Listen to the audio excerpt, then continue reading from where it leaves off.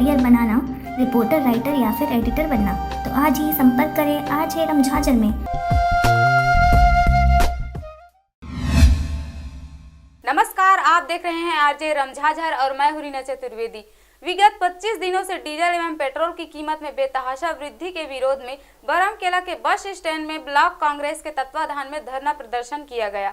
इस दौरान एक बाइक को फांसी पर लटकाया गया, फिर उसकी शव यात्रा निकालते हुए महामहिम राष्ट्रपति के नाम कीमत कम करने की मांग का ज्ञापन सौंपा गया। देखिए पूरी रिपोर्ट। इस संबंध में कांग्रेस के नेताओं का कहना था कि अंतर्राष्ट्रीय स्तर पर कच्चा तेल का कीमत कम हुआ है, बावजूद इसके पेट्रोल एवं डीजल की कीमतों में 25 दिनों से लगभग 15 से 16 रुपए बढ़ा दिया गया है, जिससे लोगों को इस महामारी के समय में दोहरा मार झेलना पड़ रहा है। इससे खेती किसानी करने में भी खर्चा बढ़ जाएगा, साथ ही दिनचर्या की सारी वस्तुएं भी महंगी हो जाएंगी। कुल मिलाकर हर तरफ से जनता पर इसका भार पड़ेगा, इसलिए कीमत को पूर्ववत किया जाए। इस विरोध प्रदर्शन में कांग्रेस के सभी प्रमुख पदाधिकारियों के अलावा कई प्रमुख जनप्रतिनिधि भी शामिल रहे।